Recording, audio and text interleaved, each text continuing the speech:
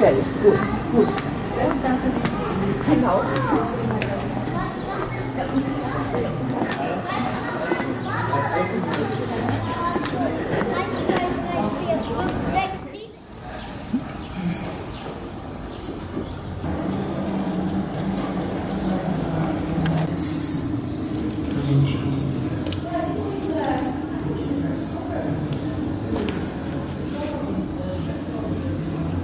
I'm approaching Berlin through the lens of my family. So my father's side of the family come from Lebanon. They moved to East Berlin during the Lebanese Civil War, and his middle brother was quite vulnerable. We've got strong traits of schizophrenia in the family. So normally about 1 in 100 people are schizophrenic. In my family it's more like 10 in 100.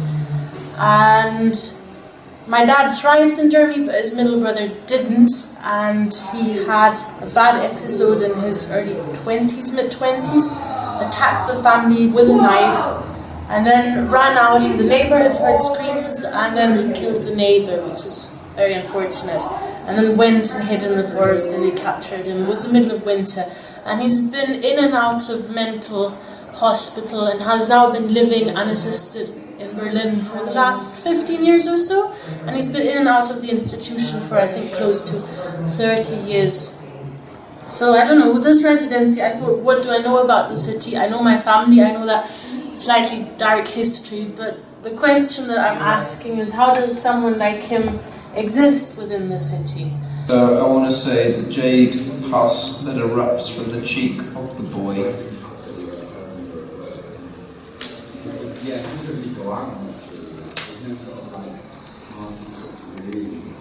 Cheek of the boy, erection pus. Younan, Backen, Pickel. Well, no, the color would be outside. Jadefarbene, Younan, Backen, Pickel, Eiter. Okay. Jade colored, boy, cheek, boil, pus. Okay. That works in 2 words. It's 2 words. Yeah. Okay. Did you meet anybody in the garden? No. No. It faces quite an interesting park. Also, did you know that this area is referred to as the ghetto of Berlin? So I was talking to someone last night who was from Cardiff, a friend of mine, and she was talking about the different districts in Berlin and comparing them to the areas. So this is the E of Cardiff. So I'm thinking of printing out 2 maps with our impressions of what the areas in Cardiff are like and overlapping it with Berlin's. Yeah, it's the girl with the disgusting eyes. That's perfect. Okay. Yeah, okay. When this went down, it was my eye. It's alright. The next one is like, we've been just talking about like grim stuff. So the next one is about my face, so it's fine. It's all balancing out. I shuttle for this one. Disgusting eyelid. Sorry, Beth. It's alright. Disgusting eyelid, yeah. It is how it felt. Yeah, on the first night I had this like really vivid dream of like a really like long maroon bathroom, and obviously I kind of worked from that, so I did some paintings, and then I thought about taking away one of his senses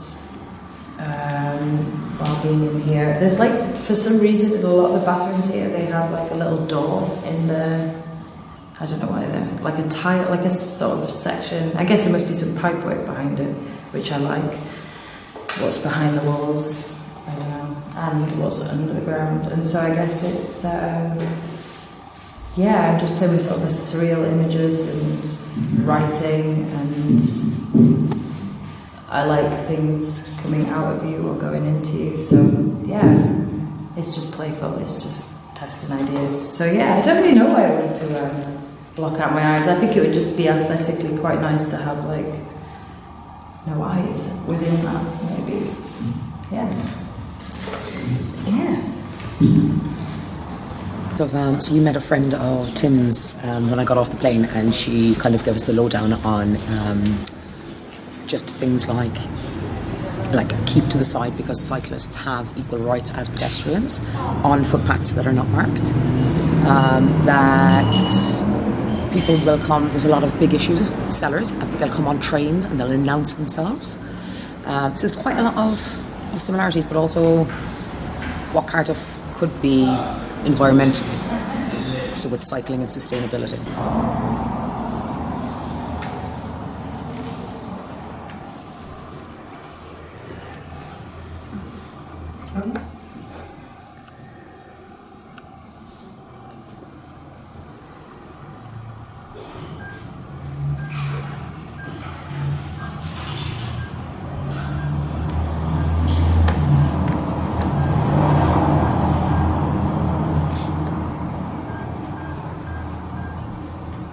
I liked the sculpture that he had. No, I wasn't a fan. That looked like student work. Yeah. Which is my word for anything I think is not really thought out or executed too well. Some students would disagree. Some students are awesome. I was a student once. The club I went to, tactileBOSCH, was basically a heterotopic space for people who identify as LGBTQ, so it's like a safe space for queer people. And it really opened my eyes. Like the things I saw there were just wild, just really wild. And I wanted to, so I took photos of the club secretly, and I also took some photos of the 1986 club, which is now a furniture shop and is now an organic supermarket, which I find really funny. So yeah, I'm just really interested in this idea of safe spaces, queer spaces, this idea of dancing to lose oneself. And I'm also influenced by like German sort of folklore and fairy tales. So in the little thing I put up on the wall in there, I've also got some pictures from the film The Red Shoes, which is a famous sort of German fairy tale about a ballerina who puts on some shoes and she basically dances until she goes crazy. So again, it's this idea of dancing to sort of either lose oneself or to lose one's sense of self. So yeah, I've got a really deep connection with Berlin because of my family and the dance culture here as well. And I think that's why a lot of people come to Berlin, because they come to lose themselves, they come to escape from the 9-to-5 chains that are placed on them. Whether they just dance or they take drugs or they just drink, it's this idea of escaping, and Michel Foucault talks about that as well. This idea of undoing ourselves and escaping and finding secret spaces amongst this huge sort of normal society. And this club was open for 48 hours, and I stayed for 13 hours. So I really sort of went for it. I really sort of immersed myself, and I almost saw it as like practice in the field, like practice in the field. And like an archaeologist goes to the dig, like this was my sort of dig. And whilst I was there, I was sort of doing some performative writing as well on the slide as well. So I'd be going to the toilet and I'd be writing in my notebook. So here is some performative writing.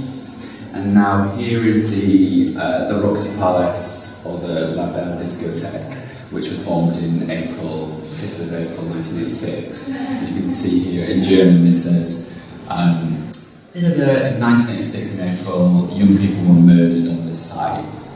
But what struck me the most about going to this place is so below it is a furniture shop.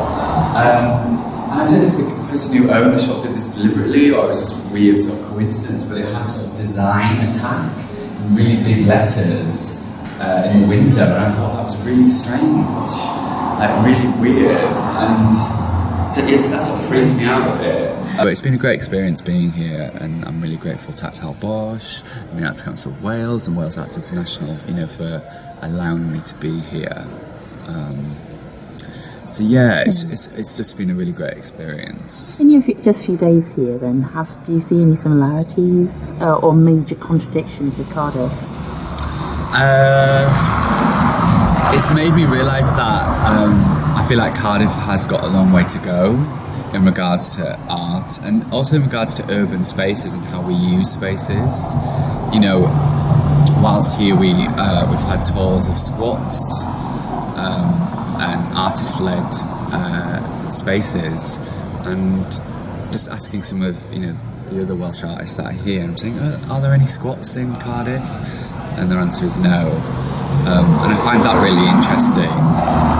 And also, I mean, Berlin is Berlin. It's the capital city of Germany, and Cardiff is also the capital city of Wales. So they have got comparisons in regards to being a city where laws are made or policies are made. But yeah, I've always felt like Wales has got a long way to go. And if you compare Berlin to London as well, it means that London's got a long way to go as well. But yeah, I just think Berlin has always been this place where people go to escape